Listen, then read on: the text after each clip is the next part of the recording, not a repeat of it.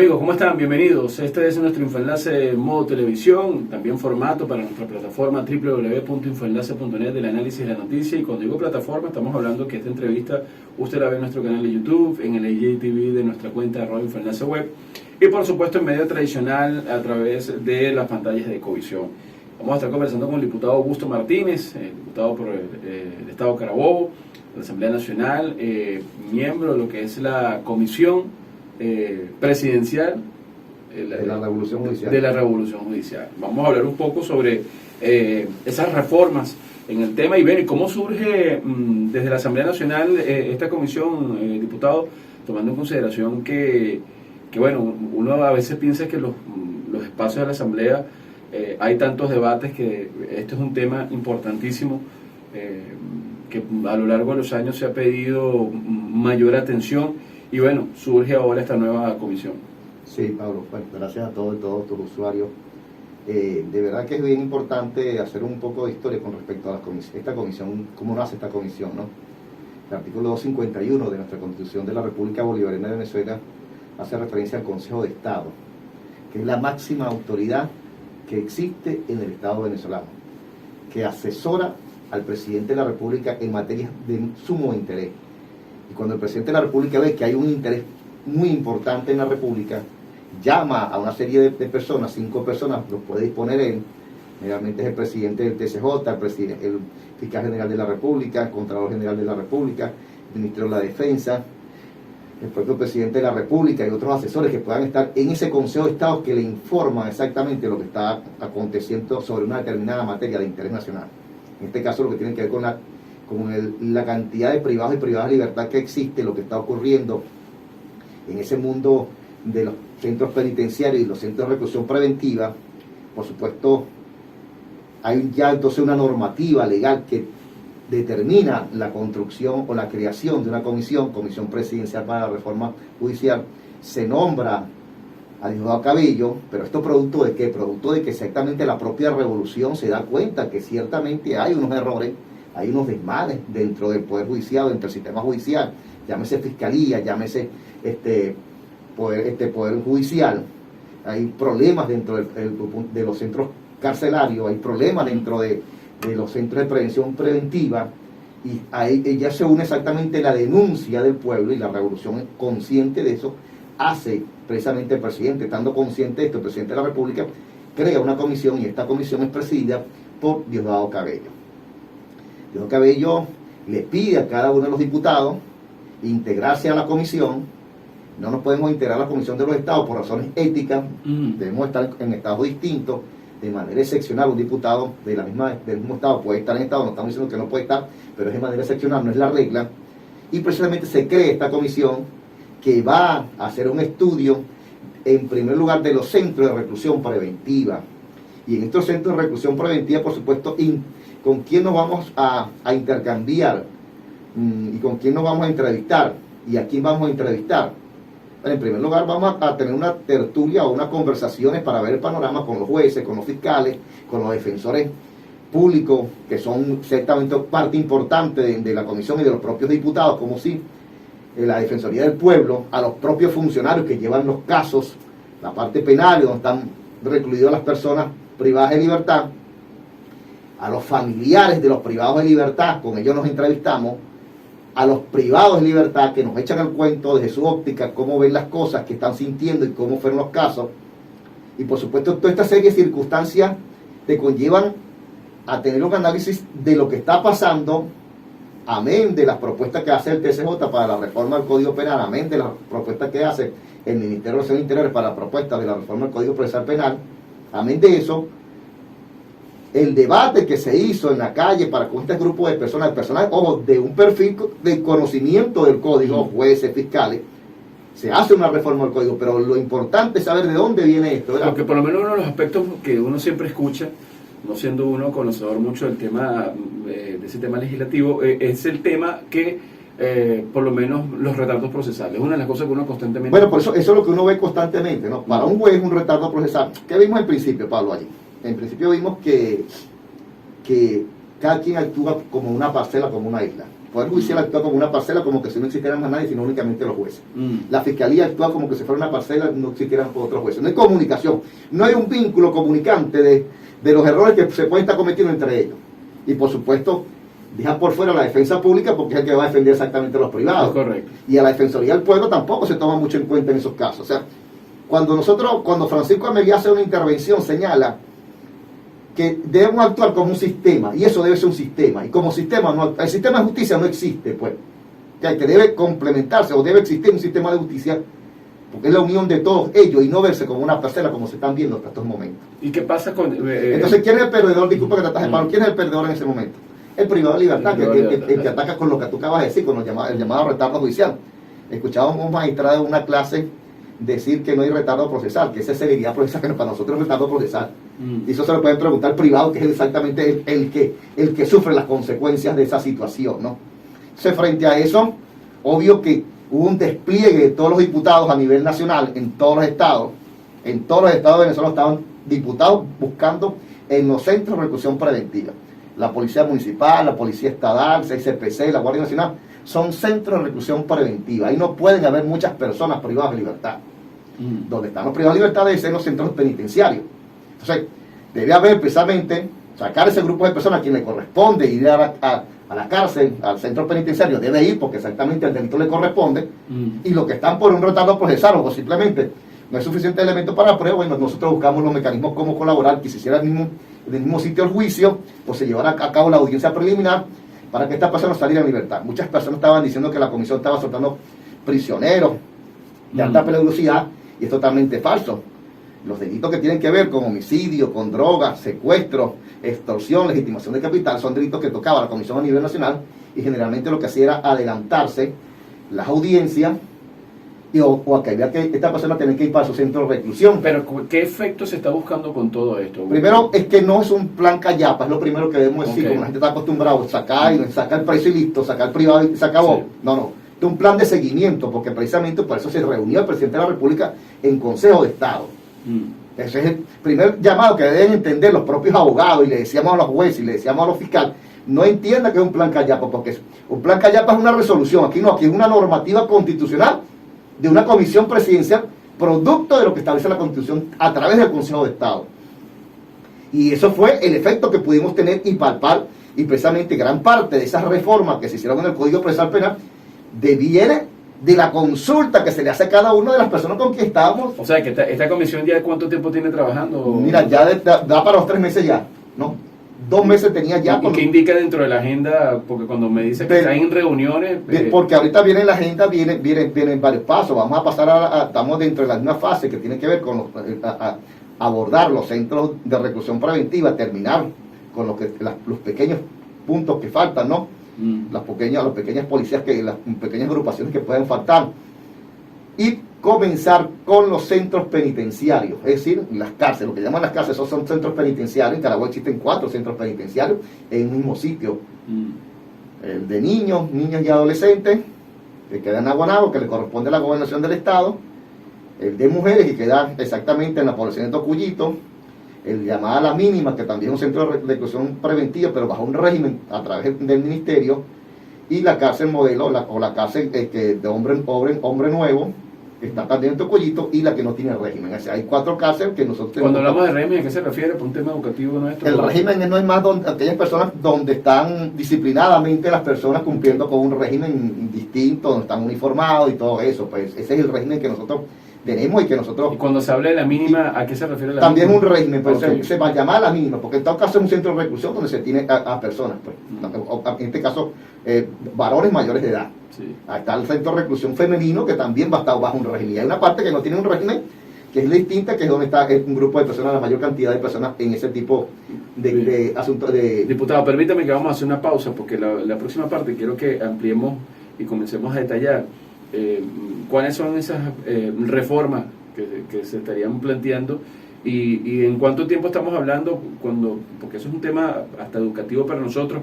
Cuando se discute una reforma, hay que esperar que se discuta todo lo que hay en la reforma, o se puede ir aplicando una a una dependiendo lo que se discuta dentro de la Asamblea Nacional. No sé si me di a entender con la pregunta. Perfectamente. Vamos a la pausa y ya regresamos. Diputado Augusto Martínez. Infoenlace.net es el sitio web de información y opinión. Escucha nuestro podcast, las 24 horas de programación de Infoenlace Radio Web. Infoenlace, el análisis de la noticia. Infoenlace, el portal de información.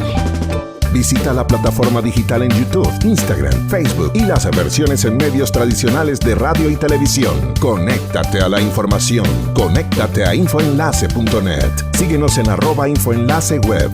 Somos Infoenlace.net, el análisis de la noticia.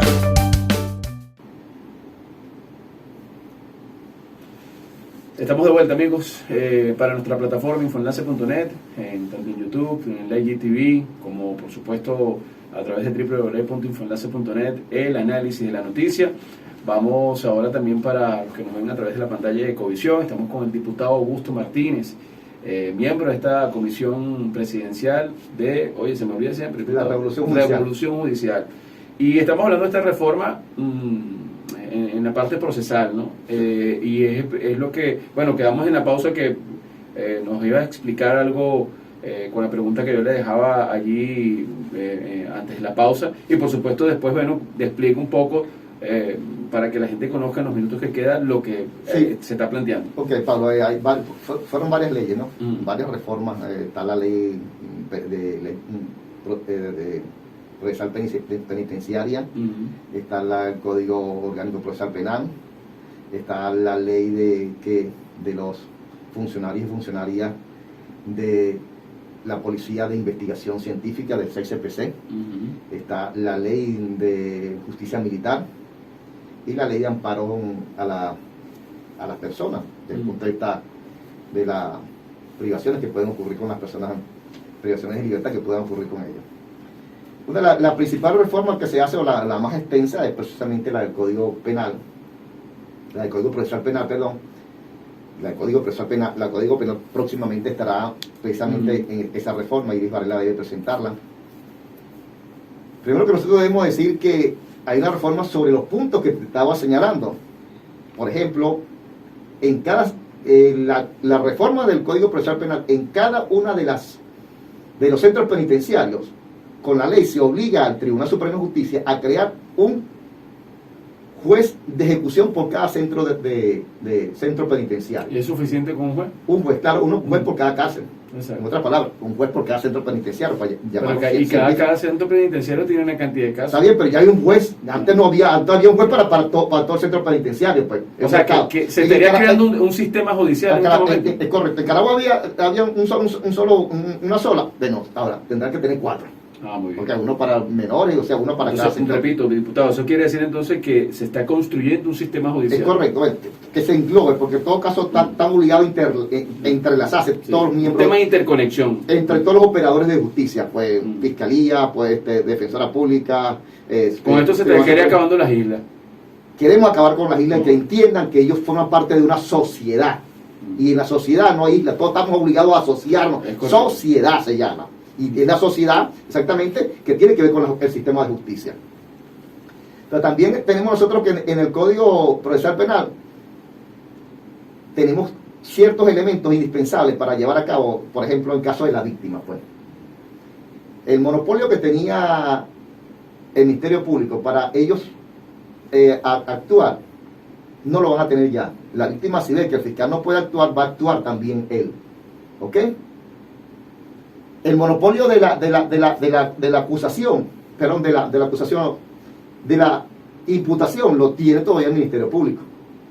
Antes eso se hacía en sede tribunalicia con autorización del juez, el que citaba el juez. Ahora no, ahora le corresponde al Ministerio Público hacer la citación, tener los elementos necesarios, indispensables para la imputación, para que no se la declare nula posteriormente, y el juez y hacer la citación ahora en los tribunales. ¿Te das cuenta que antes el tribunal citaba y a su vez era en sede tribunalicia? Ahora no, ahora cita, hace toda la citación, todo el requerimiento, el fiscal, todo el peso lo tiene el fiscal y lo tiene que llevar a tribunales. Hay fiscales que están diciendo por allí que todo lo que se envió para la fiscalía nuevamente es porque los casos son demasiado engorrosos, problemáticos y los mayores van a quedar imputados. Es falso. Ciudadanos fiscales, tengan cuidado con eso, porque hemos escuchado comentarios de personas que han sido imputadas o han sido citadas para la imputación y dijeron, no, su caso regresó nuevamente a la fiscalía, por lo tanto es un peligro que lo dejen privado. Eso es falso, es todo lo contrario, es porque lo beneficia a usted. La víctima beneficia al privado. Al privado, al imputado, perdón, o a la posible persona imputada. Pues. Exacto. En los casos de imputados, toda aquella persona que es investigada desde el principio por parte de los funcionarios policiales. Pero también las personas víctimas tienen derecho a que el fiscal, que no aparecía en el código anterior, le dé información sobre su caso. Y si no le da información dentro de 3 días, él puede acudir al tribunal a pedirle por qué el fiscal no le dio información sobre ese caso. A decir que el fiscal no lo está tratando bien y que le cambien el fiscal. A eso tiene derecho ahorita la víctima. Pero como el código es garantista de los derechos humanos, también tienen derecho a que estando en el exterior puede denunciar violación de derechos humanos. ¿Cómo? Acudiendo a cualquier parte que tengamos relaciones con Cancillería o exista Cancillería o representación de Cancillería en ese país, en ese estado, a través de la telemática, a través de lo que estamos haciendo, vía videoconferencia, cualquier vía de comunicación de la que estamos obteniendo actualmente lo puede hacer, se planta ya y pone la denuncia ante el Ministerio Público. El Ministerio Público toma nota de eso. O sea, y hay una innovación desde el punto de vista de los derechos humanos. Que eso no existía. En lo absoluto.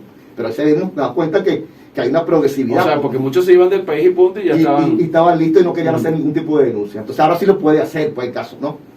Pero también la persona que es víctima, por ejemplo, o perdón, la persona que hay una parte de las nulidades, donde la persona, que no existe tampoco en el código, o bien la defensa pública, o bien el privado, el abogado privado, pueden pedir la nulidad de la forma como se llevó a cabo esa privación,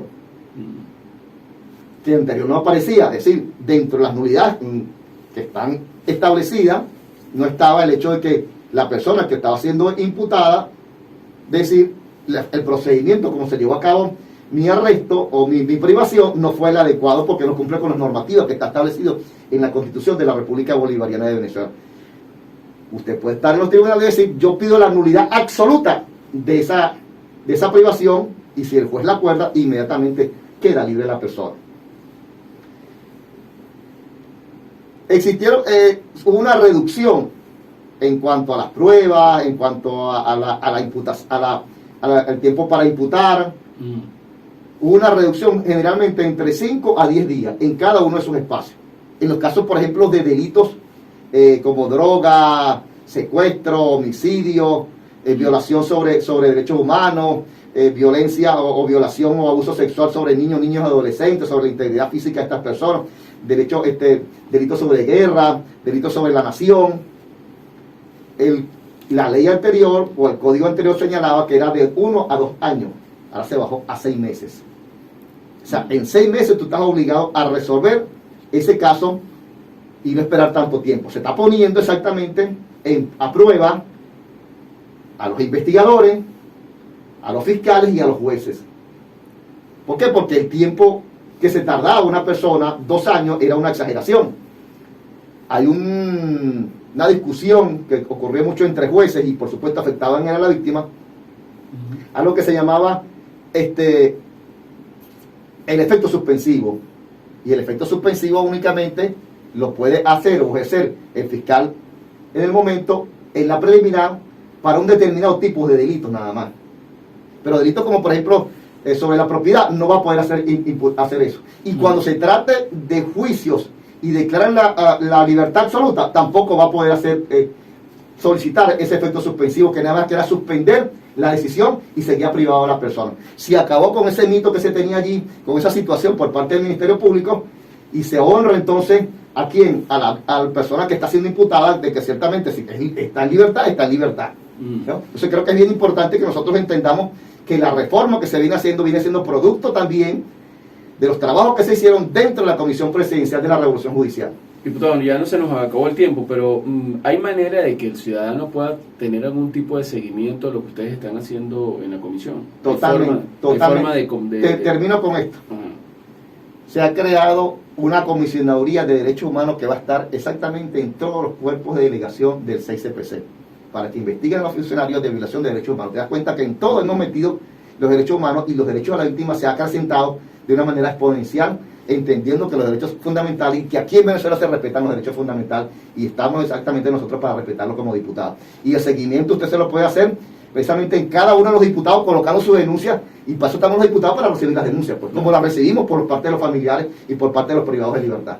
Diputado, gracias por habernos acompañado el día de hoy aquí. Es bueno, y sabes que lo agradecemos mucho, porque a veces se nos hace bien complicado poder estar porque bueno, los diputados están en Caracas, o a veces tener de la fuente directamente, tener ese contacto, que ojalá se pudiera retomar otra vez con las instituciones. No estoy diciendo nada más como diputado de la Asamblea Nacional, digo en las alcaldías, que a veces es un poco difícil, y yo hago ese llamado porque nosotros tenemos, en mi caso, hablo por mí, no puedo hablar por los demás colegas, pero quienes me conocen saben los años que uno tiene aquí trabajando en esto, y uno lo que hace es periodismo. Yo no vengo a hacer aquí otra cosa que no sea periodismo. Y bueno, por eso a veces por comportamientos de otros, bueno, hemos pagado todos para poder conseguir la información desde la fuente directa.